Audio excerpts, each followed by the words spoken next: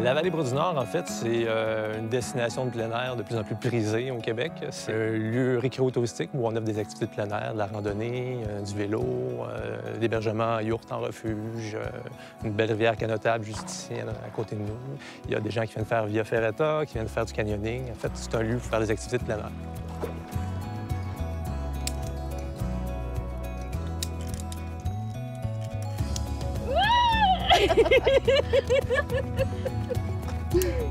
Moi, ça fait longtemps que je viens ici. Là. Mes parents ont un chalet, une terre ici pas bien loin. Depuis que j'ai l'âge de 13-14 ans que je viens ici facilement.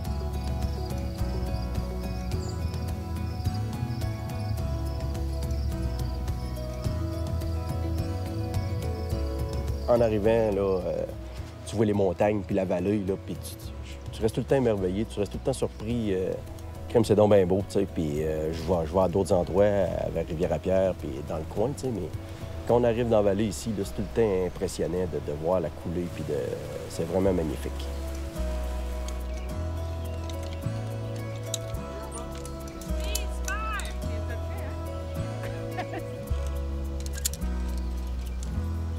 Au tournant des années 2000, il y avait déjà un petit peu d'activité de plein air qui se faisait dans ce secteur-là, qui est un secteur géographique de Saint-Raymond. Donc, il y avait entre autres de la descente en canot de la rivière Bras-du-Nord. Il y avait un petit peu de randonnée pédestre également.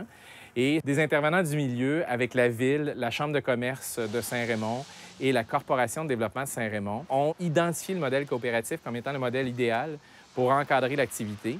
Et la vallée Bras-du-Nord a été fondée au tournant des années 2000.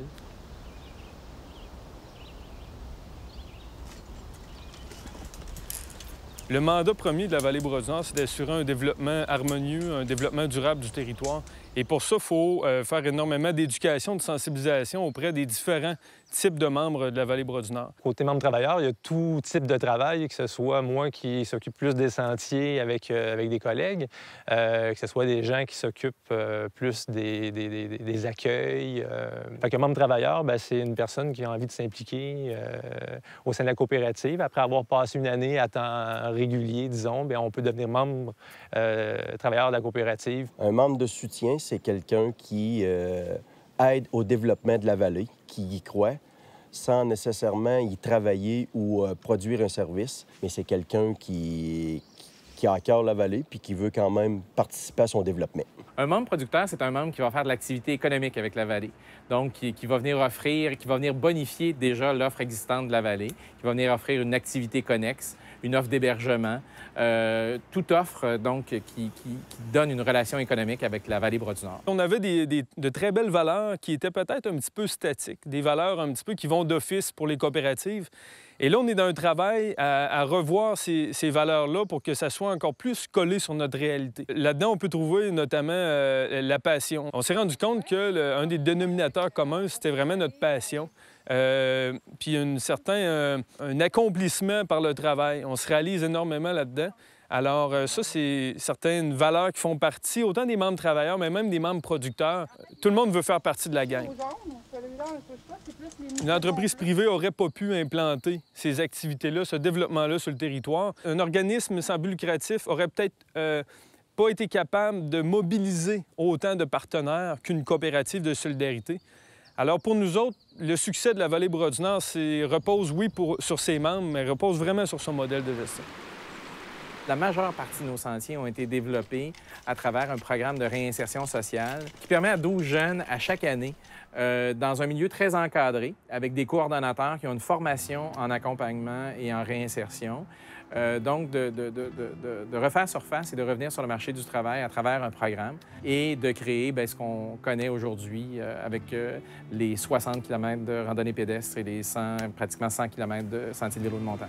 Et c'est sûr qu'on retrouve vraiment des valeurs au niveau du développement durable. Il y a vraiment quelque chose chez nous au niveau du territoire où est-ce qu'il y a vraiment un bel équilibre entre l'économique, le social, l'environnemental, puis le d'Artagnan de la gang, qui est la gouvernance, en fait.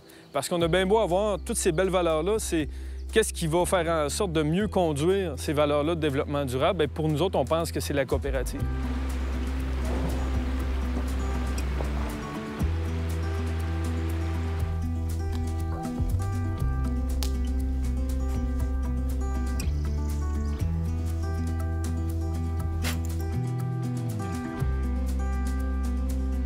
Oui, on a des approches plutôt éco-responsables. On essaie d'entretenir le territoire, puis de faire en sorte qu'il y ait de moins d'impact possible là, par la présence qu'on occupe ici sur le territoire.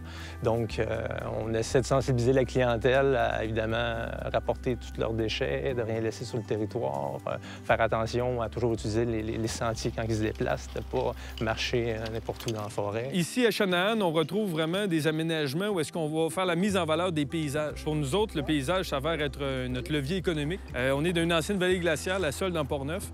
Et ces paysages-là, en fait, c'est soit des points de vue, où est-ce qu'on donne l'accès, en fait, à ces points de vue-là, que ce soit au niveau pédestre, au niveau du vélo de montagne, au niveau du canot. Puis pour nous, c'est une façon aussi de faire la défense, la conservation, en fait, de ces points de vue-là, de ces paysages dits sensibles, notamment au niveau des autres acteurs du territoire, les forestiers, avec qui on a une très belle collaboration, mais qu'il a quand même fallu défendre ce propos-là et de dire que ces paysages-là ils ont une valeur économique, mais ils ont une valeur sociale et environnementale très, très forte. Et d'avoir des activités comme la Via Ferrata ou le canyoning, c'est vraiment pertinent pour nous autres parce que c'est des activités qui font partie du paysage. On habite le paysage, on en fait partie. Alors, c'est la meilleure façon pour nous de défendre ce point de vue-là.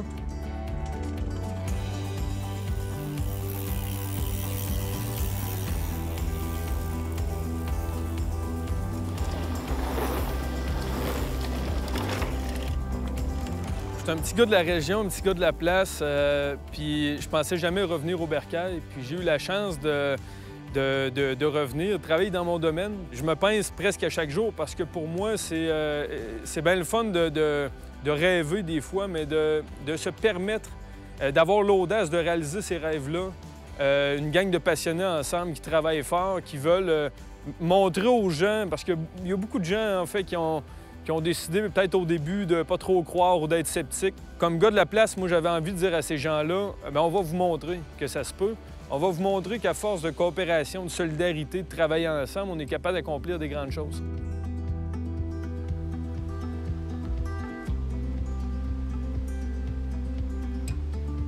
On a mis sur pied un programme plein air il y a quelques années. Il y a des jeunes de ce programme-là qui travaillent maintenant chez nous. De la création d'emplois, des emplois de qualité, vraiment, vraiment tripants. Fait que je suis vraiment, vraiment très fier, puis je me vois à Saint-Raymond pour longtemps.